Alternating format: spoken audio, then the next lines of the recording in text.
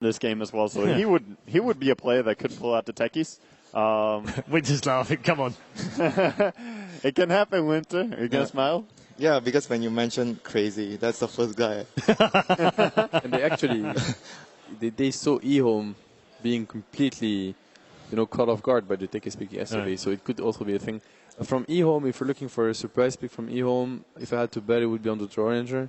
As I said, I think it was yesterday, they do play a lot of Draw Ranger strats, and they've been doing it without Visage. Just they used to run some Draw Pugna, lineups like this where they just go and they push all the time, and they force the issue very early, and they just catch you off guard because you're not ready to actually defend your base damage in, but they're going to go for it if you're not ready. Yeah. Okay. Any final thoughts, Wega? No, I just want to mention again that Luna, she's going to keep being a relevant hero here. It won't fade off. After it started here in the later stage of the main event, it will keep going. Okay. Just checking my little list that we've been keeping throughout the tournament. There's a number of players who started off this tournament that had a chance of winning a second one. We've obviously lost a couple more players now, of course, with Secret gone. It now means we have just 2 players left who can repeat. That's Zhao 8 in LGD and Hao, who's in Vici Gaming. So there's only 2 left, and if we lose them out of this, then we're down to 1. I mean, we just need one. Well, we do just need one, but it becomes much harder just to get one guy through to the final. It just goes to show how difficult it is to repeat. It's a storyline that we followed all the way through. Obviously, it came into the group stages, and we were talking about it back then, and obviously with Chobra here. And we've been talking about it all week as well. And I know some people have sort of said, why do you keep talking about it? Well, because it's an important thing. It's one of those things that the players want to do as well. I remember S4 saying in his video interview that that's what's driving him right now. He wanted to win 2 in a row, or 2 overall. So how important do you think it is for these players to have those achievements each time? Because it's not about the money when it comes down to that, is it? Exactly. For every other player, it's I want to win TI, but for one who has already done it, it's to repeat the story. And as you said, it's almost impossible to win just one TI. To repeat the story, we'll see if that can actually happen. I mean, for Hao and Zhao 8, that's the dream. Yeah, it's tough. And we've lost a lot of champions along the way.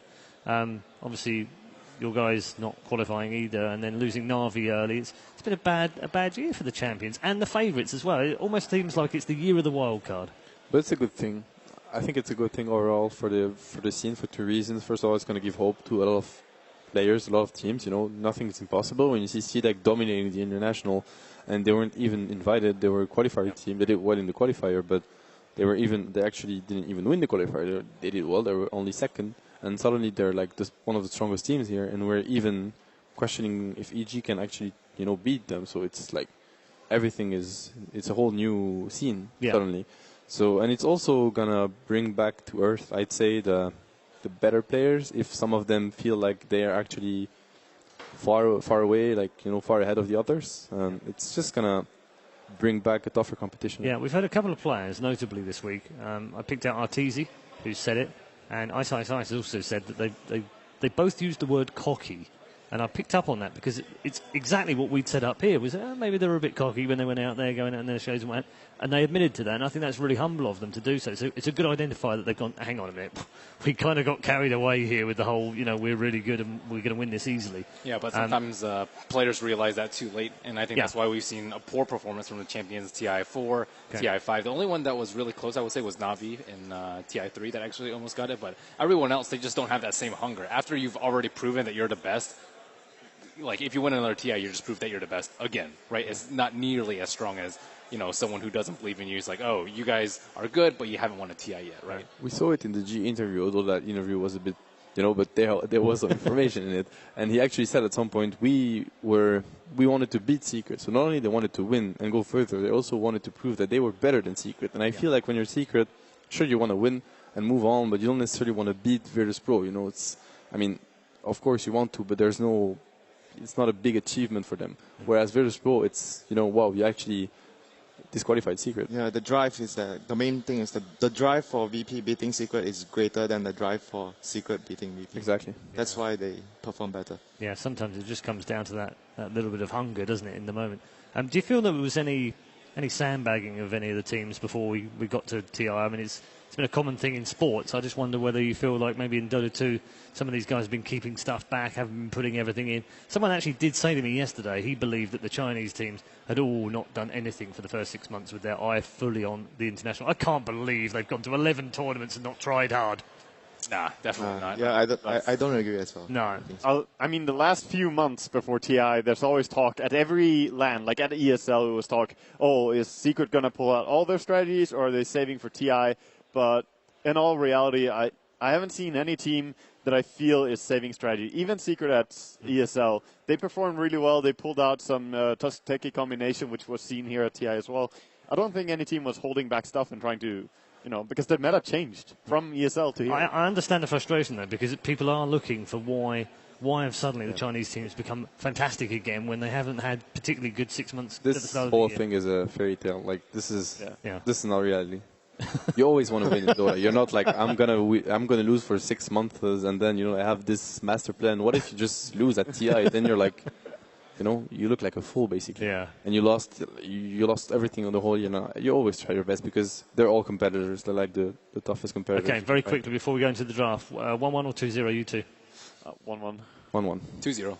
Wow, okay. A difference of opinion on the analysis desk. Who'd have thought?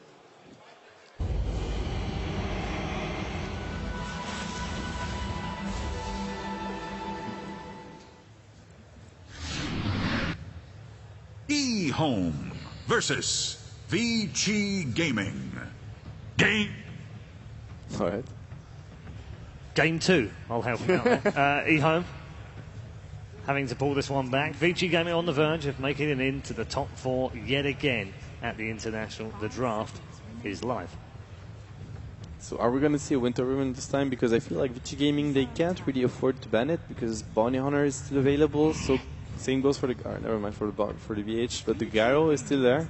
Yeah, it was banned in the first phase of the game, so they might. But they were first pick, so that's why they could also first pick the Gyro. So it's a bit riskier this time around. They have to choose between both heroes.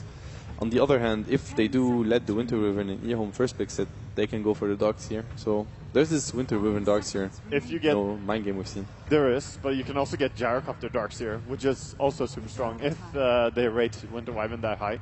So there's a little mind game now from FY and what he wants to do here. I think at the moment E-Home rates Wyvern the highest. Like maybe Lina would be their second priority, but I can see Wyvern, Lina, and Bounty Hunter. These are the 3 heroes that they more than Darkseer. Yeah. That's what they have been doing as well, just picking it as soon as possible, any chance given. So Darkseer actually gets banned out. Interesting. Gyro again? They're targeting RTK, aren't they? Like, they realized last game, managed to shut him down, will not keep trying to hold him back because then E-Home doesn't really come online. Yeah, it really felt like ROTK not being able to have the impact he usually has on the game made them.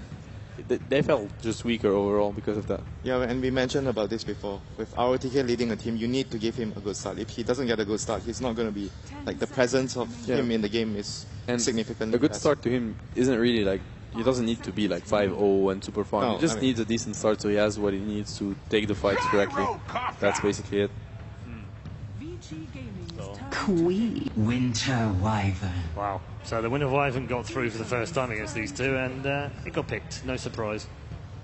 Queen of Pain as well. Good combination. I don't know. Winter Wyvern is just super strong against Gyrocopter as well. What about Undying for E-Home? It could be a hero that I think it's a hero that fits them in the sense that they like to be very aggressive. They like to team fight a lot. It's a great team fight hero. Great hero to just take objectives. I don't know. Do they even pick DK E-Home? I'm thinking of a lineup around DK Gyro, but I'm not sure they've played DK so much. I don't believe it's CTY's hero as well. It just doesn't feel like it because he excels at these high skill heroes. You know, these heroes that can bring the insane plays. He's not a very mechanical. I go in and stun with a Shadow Blade DK. At the same time, I think it plays to the strengths of their team. As we saw like last year, RTZ played a lot of DK, and they just won game straight up with it just because it was a straight out draft. I mean, sometimes you have to pick a hero according to your lineup instead of focusing too much. Oh, this guy, he's really good at playing heroes. Of like course, this. yeah. You have to fit the lineup. So I think you need to find a balance between those Storm Spirit. All right. Well, that was cool. balance. No balance. Only CTY Storm. And there's a hero that eHome completely gave up on. It's Razor. I feel like they've been picking Razor a lot prior to the main stage, and they completely forgot about it or just ignored it. I mean, we talk about CTY. You He don't had want a to. bad game. You remember he had that? Yeah. I mean, bad game. He had a tough game versus EG. It's a techies game. And It's then always going to be a bad game. no more Razor. I mean, his Razor was not having fun, but as Winter said, the techie gank, the suicides, it's just, you're not used to it, and it happened. You lost to an Ember, it's really rough on lane. Storm Dazzle, has been super successful so far. he has been, every game, and it's not just about winning or losing, it's about the impact he has in the game. Like, it really shows how his initiation can be super important for a team. Definitely. Because he can start the fight, and then Gyrocopter or any other hero that you have behind can just roll in and take the fight much easier as the enemies kind of spread out. I think the bigger reason why he's so successful is, I think Loda mentioned previously, teams have been prioritizing and picking two cores, like a double core, dual core lineup, and Storm at the same time, he's a core that can control the game, can He's one of the best. act as like a ganker as well. Yep. He's just there's so much usage of the hero, and he secures the late game. You feel safe when you have Storm plus Gyro. Yeah, and the other team, they have to feel pressured when you know that the Storm is going to get farmed. At the same time, though, not a terribly easy lane for Storm Spirit. We did see CTY die a couple of times in that straight 1v1 matchup. But Winter Wyvern, pretty good versus them. I'd be pretty happy if I were VG. Yeah, I mean, having a Wyvern to defend your teammates against the Storm is obviously very good, but I feel the Storm this game, maybe you want to consider getting Orchid earlier. I'm not sure if you want to forego the Bloodstorm, because Orchid is just a good way of, when you initiate, you don't have to worry about the Wyvern actually saving the target, since you can always see the Wyvern first and just drop the Orchid on him, and you can proceed to secure the kill. It's also the way that if Storm gets Orchid, even if he gets it at the same time as the Queen of Pain, he will be able to jump in and silence her and pull her and kill her before she does anything, really. So I think Orchid first is better for Storm, and it's going to be, as